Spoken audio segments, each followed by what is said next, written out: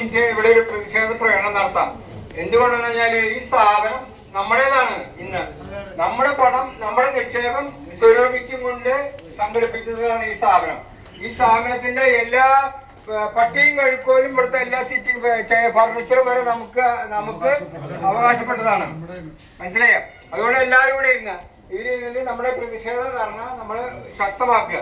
നമ്മുടെ പ്രതിഷേധം ഇതിന്റെ ഉടമസ്ഥരെ അറിയിക്കണം, ഇതിന്റെ കള്ളന്മാരെ അറിയിക്കണം, ഇതിന്റെ വഞ്ചകന്മാരെ അറിയിക്കണം, ഓരോ ഭൂലോക കള്ളന്മാരെ അവരെ അറിയിക്കണം. പിന്നെ ഇത് പൊതുജനത്തിനെയും നമുക്കൊരു മെസ്സേജ് കൊടുക്കാനുണ്ട്. അതാണ് നമ്മൾ കളിക്കുന്നത്. ഇനി ശക്തമാക്കണം. ഇനി ഓരോ ദിവസവും നമ്മൾ ശക്തമാക്കണം. അപ്പൊ അതുകൊണ്ട് നമുക്ക് നമ്മുടെ ധർണ ആരംഭിക്കാം.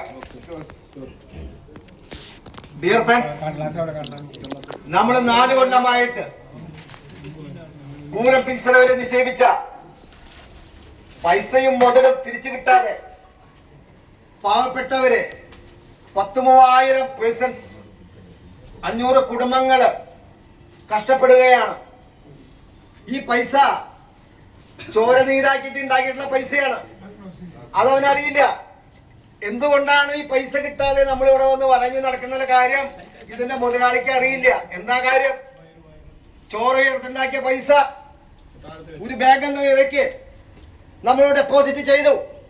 ആ ഡെപ്പോസിറ്റ് ചെയ്ത് അതിന്റെ കാലാവധി വന്ന് നമ്മൾ ചോദിച്ചു കഴിഞ്ഞപ്പോൾ അവർ പറഞ്ഞു അതിന്റെ ഫിനാൻസ് ക്രൈസിസ്. എന്ത് ഫിനാൻസ് ക്രൈസിസ്? അതൊക്കെ അടിച്ചു മാറ്റി ഇന്ന് തരാം, നാളെ തരാം.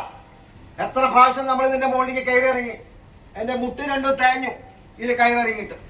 ഇതുവരേക്കും അവർക്ക് ആ ക്രൈസിസ് തീർന്നിട്ടില്ല. ഈ ഫണ്ട് പലവിധ കാര്യങ്ങളിലേക്കായിട്ട് അവർ ഉപയോഗിക്കുകയാണ്. പോലീസിനും കോടതിക്കും പൈസ കൊടുത്ത് പാവപ്പെട്ടവന്റെ ഫണ്ട് അടിച്ചു മാറ്റുക. ഇതാണ് അവന്റെ ഉദ്ദേശം. ഈ പൈസ അവൻ തിരിച്ചു കൊടുക്കാൻ ഉദ്ദേശിക്കുന്നില്ല. അങ്ങനെയാണെങ്കിൽ ഇപ്പൊ നമുക്ക് നമ്മുടെ മുതലും പൈസയും കൂടി ചേർത്ത് ഒരു ഭാഗം അതിന് തിരിച്ചു കൊടുക്കാൻ അവൻ തയ്യാറാവുന്നുണ്ടോ? ഇല്ല. അപ്പൻ അവര് ഫ്രോഡാണെന്ന് നമുക്ക് എല്ലാവർക്കും മനസ്സിലായി. എന്തായാലും ശക്തമായ രീതിയിൽ നമ്മൾ പ്രതികരിക്കും. ഈ പോരാട്ടം നമ്മൾ തുടരും. ഇൻക്ലാബ് സിന്ദാബാദ്, ഇൻക്ലാബ് സിന്ദാബാദ്, ഇൻക്ലാബ് സിന്ദാബാദ്, ഇൻക്ലാബ് സിന്ദാബാദ്, ഇൻക്ലാബ് സിന്ദാബാദ്, ഇൻക്ലാബ് സിന്ദാബാദ്. സമരഗാഥകൾ പാടട്ടെ, സമരഗാഥകൾ പാടട്ടെ, സമരമുഖങ്ങൾ ചുമക്കട്ടെ. പൂരപ്പിൻ സർവേ MD അനിൽകുമാർ എവിടെ പോയി?